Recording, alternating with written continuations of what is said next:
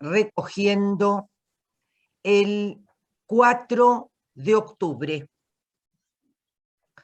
El 4 de octubre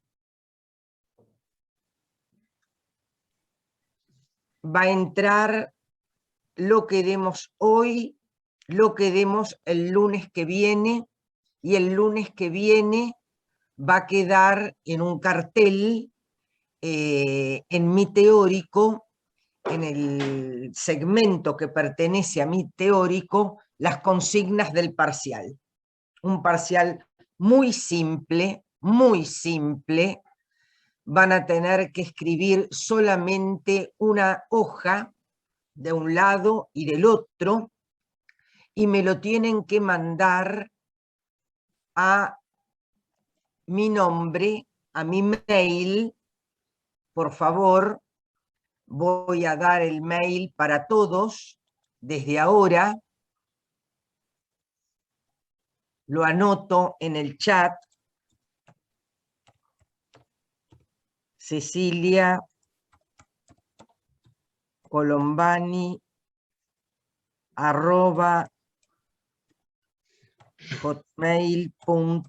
@hotmail.com. Ahí tienen el mail para mandarlo. ¿Es el mismo de siempre, Ceci? Sí, querido. Perfecto, El mismo de perfecto, siempre. perfecto. La fecha, entonces, 4 de octubre. Ese día tienen que estar todos entregados. Hasta ese día lo vamos a descubrir, dijimos, el lunes que viene, o quizás antes. Ahora tengo que pedir ayuda a alguien a Miguel Alberti, que por favor coloque la consigna del parcial en la página, y por favor ponen Antigua en el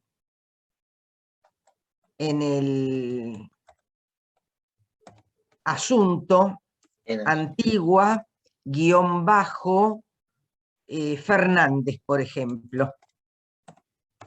Es muy importante esto, Antigua _ Fernández, en el asunto. Es muy importante esto, por favor, porque si no se me van a mezclar con los de introducción a la filosofía. Profe, tengo una pregunta. Sí, O sea, sí, las consignas del parcial estarían la semana que viene y se sí, entregaría el 4 de octubre, ¿no es cierto? sí, querido, tienen una semana para hacerlo. Listo, gracias. Y se De entrega nada, en formato Word, ¿no? en Word, sí, por favor. Ah, bien. En formato Word. Cecilia, cuando vos Sí. decís Fernández, ¿te referís al apellido de cada uno? Sí, querido, al apellido de cada uno. Es Antigua _ y cada apellido. Cada de cada apellido. uno. El apellido de cada uno. Ah, Sí. bien. Gracias. Sí.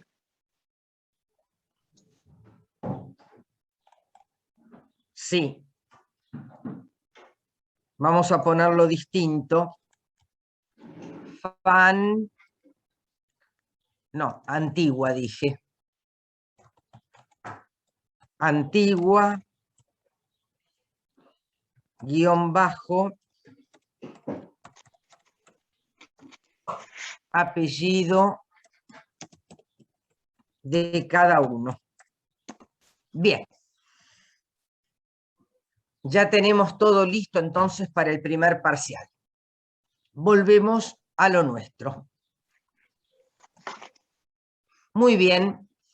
Que entra mi libro de Hesíodo, Gigón y las ponencias que tienen mías, las comunicaciones, las conferencias que tienen mías colgadas en la página, en el aula virtual. Con eso hacen perfectamente el parcial. Bueno, muy bien. Habíamos visto en el encuentro anterior las características del mito. El mito como una historia sagrada, como una historia verdadera, como una historia significativa, como una historia arquetípica o ejemplar, como una historia mimética. Explicamos todo eso y voy a tomar una de las características del mito que me va a permitir introducir el encuentro de hoy, y es tomar el concepto de sagrado, el mito como historia sagrada. El mito es una historia sagrada porque cuenta las hazañas de los seres sobrenaturales, de los héroes, de los dioses, de los semidioses, etc. Decíamos que es un relato de los orígenes, por eso es sagrada, porque da cuenta de cómo la totalidad o una parte de esa totalidad ha llegado a existir. De todos modos, yo quiero aprovechar esa perspectiva de la historia sagrada para entender cómo queda lo que podemos llamar la cartografía de lo real.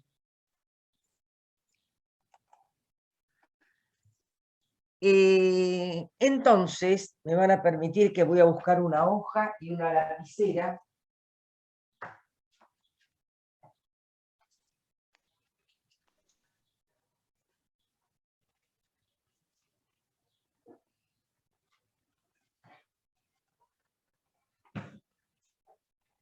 Si el mito cuenta las hazañas de los seres sobrenaturales, aludo a que queda delineada a través del mito la cartografía de lo real, porque queda indicado un gráfico de estas características que estoy explicitando en el papel, de modo tal que el ámbito superior o el plano superior o el topos superior es lo que le corresponde a la divinidad, a los dioses, a ese ta theoi que conocemos, y el otro plano, el plano inferior, es el que le corresponde a los mortales. De modo tal que este es el gráfico de lo real. Me esperan que admito gente. Este es el gráfico de lo real, y vamos entonces a trabajar la tesis de Gernet, que la van a poder encontrar en mis textos o en mi libro.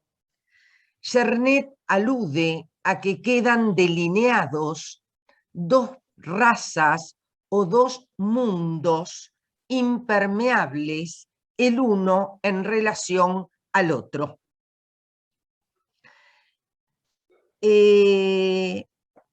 Que es, en última instancia, esos dos planos que acabo de dibujar en la hoja.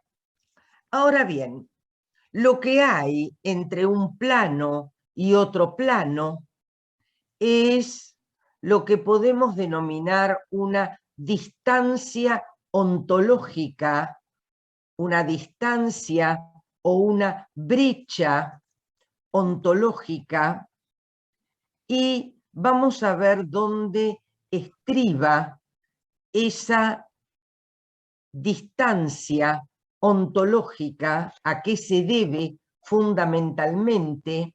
Ustedes saben que lo ontológico tiene que ver con, un momentito que estoy recibiendo gente, que hay mucha hoy por suerte, La distancia ontológica, decía, es la distancia en la calidad de ser de algo o de alguien. Y la calidad de ser de los dioses difiere precisamente de la calidad de ser de los mortales. En ese punto, Yerné alude hace referencia al coro de la Antígona de Sófocles, diciendo que el hombre es una cosa maravillosa, capaz de un progreso indefinido, pero doblemente limitada, con un doble límite, y ese límite lo constituyen, por un lado, los mismos dioses, y ahora vamos a ver por qué, y por otro lado, la muerte. La muerte, efectivamente, es aquello que nos distingue de los seres divinos, que son atánatoi, los llamados atánatoi. Ahí lo puse.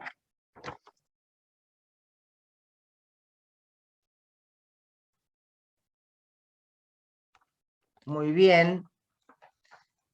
Aquellos a quienes la muerte no roza, mientras que nosotros sí tenemos esa barrera infranqueable, más allá de la cual no podemos ir, que es nuestro ser finito, que es nuestro ser para la muerte, en términos de Heidegger. Ya hemos visto en Introducción a la Filosofía esta conciencia, esta situación límite para los hombres que representa su propia muerte.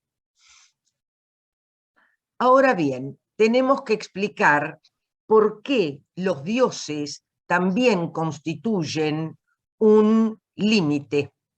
Constituyen un límite porque básicamente de ellos obtenemos dos cuestiones que no podríamos habernoslo dado, habernos las cuestiones dado a nosotros mismos. Por un lado, la idea de cosmos, y por otro lado, la idea de dique. Entonces, vamos a ir haciendo una especie de pizarrón. Estamos en dos razas o dos mundos impermeables que yo voy a llamar en mi libro dos topoi, aludiendo precisamente a la doble consideración de la palabra topos, de pensarla por un lado como territorio, al menos como territorio mental en este sistema de creencias que es como un el lugar mito. común, Ceci. ¿Cómo, querido? Como un lugar común. No, como un territorio mental. Ah. Dentro del sistema de pensamiento. Dentro del sistema de pensamiento mítico. Y utilizo topos o su plural, topoi, ya lo van a ver cuando tengan el texto adelante, porque se trata de dos territorios mentales, que es lo que le estoy contestando a Fernando, pero esos territorios son también dos condiciones ontológicas, porque la condición de la divinidad es diferente a la condición de los hombres. Entonces, seguimos con el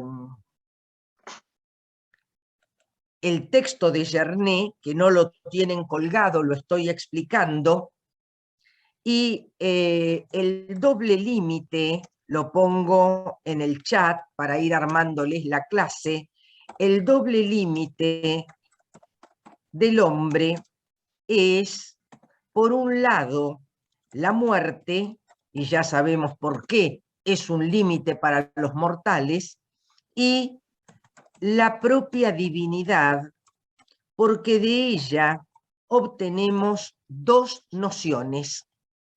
Por un lado, la noción de cosmos, esto es, de orden, de universo, tal es el término griego, cosmos, de orden, de universo, y también la dike, esto es, la justicia divina, la justicia que llega del más allá. Esos dos elementos, entonces, un cosmos ordenado por una parte y la idea de una justicia que deriva del más allá, hacen que el hombre sea un ser maravilloso en cuanto a sus capacidades poéticas, sus capacidades de hacer, de producir, pero con este doble límite. Ahora bien, dice Gernet que más allá de esta brecha ontológica,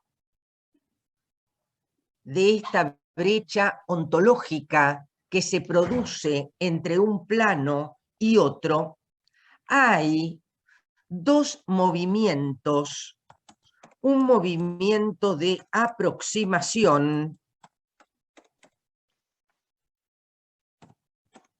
y un movimiento de asimilación que, como su nombre lo indica, tratan estos movimientos de algún modo de achicar esa distancia radical entre hombres y dioses. Tal es el concepto de aproximación, que no se trata de un concepto vinculado a lo geográfico. La asimilación no es un elemento de carácter geográfico o material, sino que se trata de una aproximación ontológica. Esto es una aproximación que intenta aproximar ambos planos. Me esperan un momentito, por favor.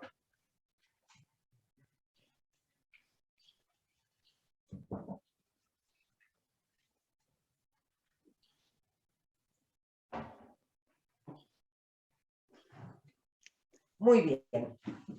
La segunda de las características, la asimilación, es un poco más difícil de explicar.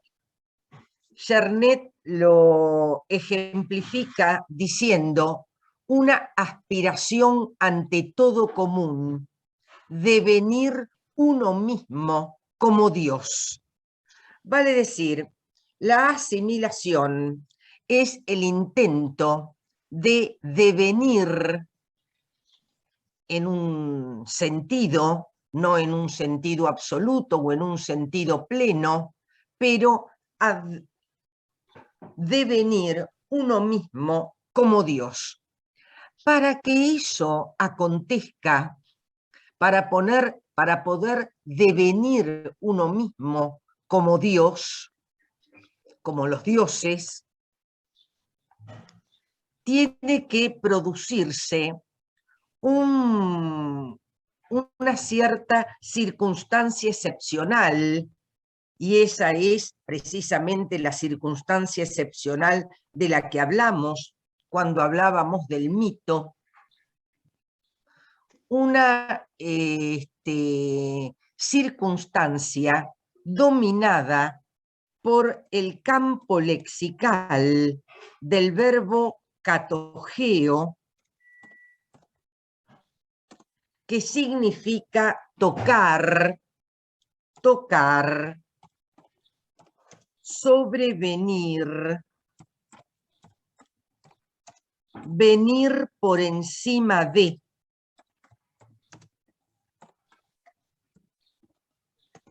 Eso es el verbo catogeo. ¿Quiénes son los que vienen, los que sobrevienen? Los dioses. Los dioses tocan algunos elegidos, que van a ser los llamados epoptés, en ese sentido, elegidos, y que van a tener una naturaleza doble, una naturaleza ambigua, porque, por un lado, van a poder tomar contacto con la divinidad, y por el otro, van a poder tomar contacto con el hombre. Se abre entonces, a partir de esa asimilación a la que me estoy refiriendo, se abre entonces una zona intermedia, volvemos al esquema, volvemos al mapa de lo real, una zona intermedia que metafóricamente vamos a denominar provincia de lo mágico religioso, provincia de lo mágico religioso, y que es, ay, me equivoqué en una palabra, pero sé que no se puede borrar, mágico religioso, religioso. Me faltaron 2 letras, no estoy muy canchera con el chat. Se abre entonces una zona intermedia de naturaleza dual, porque estos maestros de verdad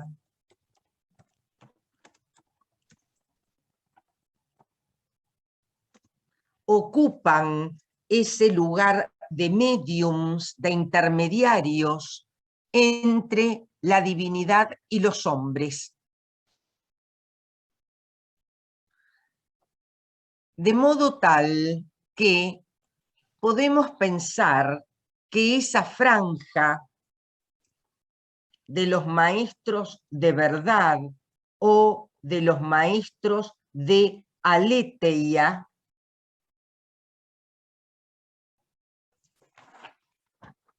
ahí está, son aquellos que, por un lado, toman contacto con el más allá y por otro lado, comunican con el resto de los mortales. Son sujetos excepcionales, sujetos extraordinarios,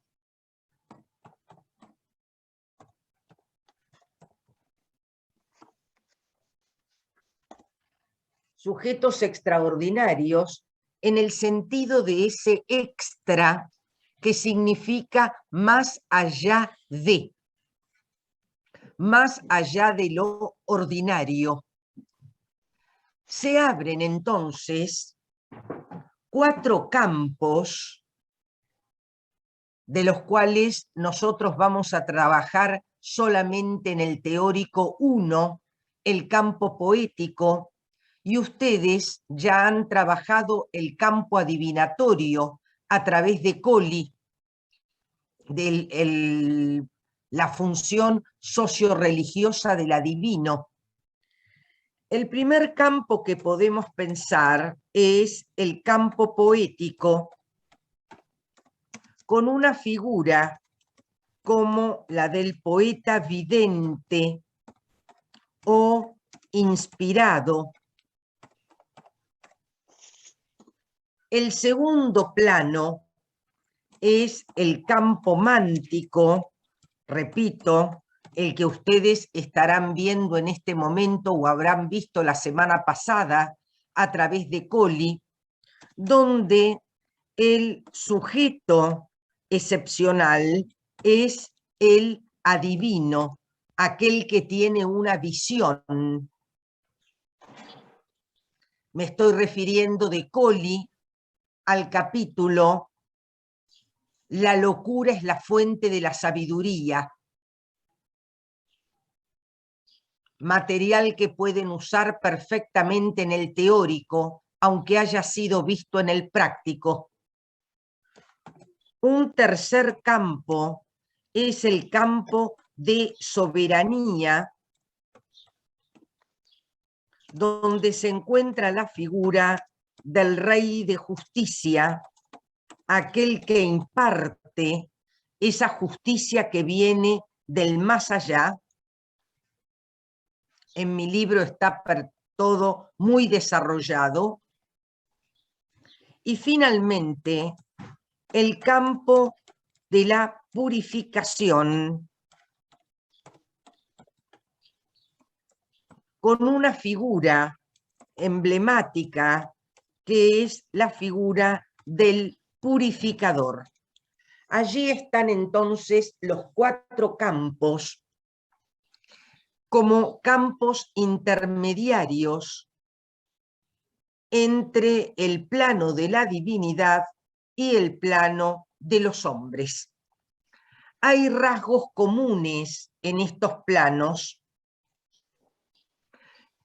Por ejemplo, se trata en los 4 casos de sujetos excepcionales porque reúnen en sí mismos la dialéctica saber-poder. Saben, y porque saben acceder a la verdad, tienen un poder extraordinario. Cada uno de estos sujetos excepcionales, que no hay que confundir con dioses o con semidioses, son mortales, cuidado, mortales que han sido tocados por la divinidad, mortales a quienes la divinidad se les hace presente de algún modo en el marco de una circunstancia excepcional. Otra de las características de estos 4 personajes es que todos están dotados del mismo don de evidencia. Un don de evidencia que permite precisamente ver más allá de lo que el resto de los mortales pueden ver. El don de evidencia es producto, en última instancia, de esa asimilación, de ese devenir como un Dios. Si ustedes quieren pensar en una experiencia de estas características, podemos pensar la Eucaristía cristiana.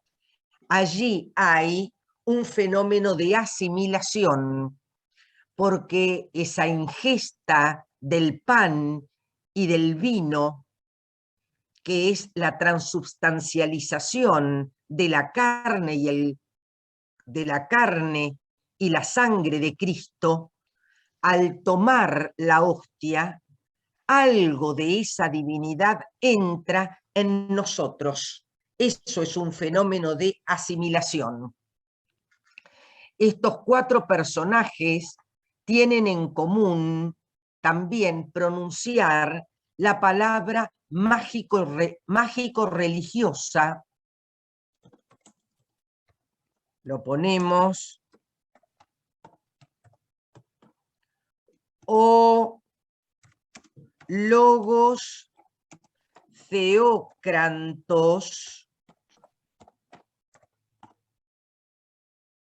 Bien, palabra religiosa o logos theócrantos. Si nosotros analizamos la palabra theócrantos, tenemos la raíz de theo, divinidad, y tenemos la raíz de kratos, que significa poder. Es Profe, una palabra, sí, profe, Miguel, tengo una pregunta. Entonces eran tres, ¿no? El poeta, el adivino y me falta uno, creo. El último no, poeta. son el rey Ah, de justicia de justicia. y el purificador. De cuatro hablé. Bien. Y el purificador. Entonces, una palabra religiosa o logos theócrantos en la medida en que se trata de una palabra que desciende de los dioses a través de estos intermediarios encargados de una función socio-religiosa. Bien, vamos a volver a entrar, chicos, que estamos en un minuto. Y seguimos.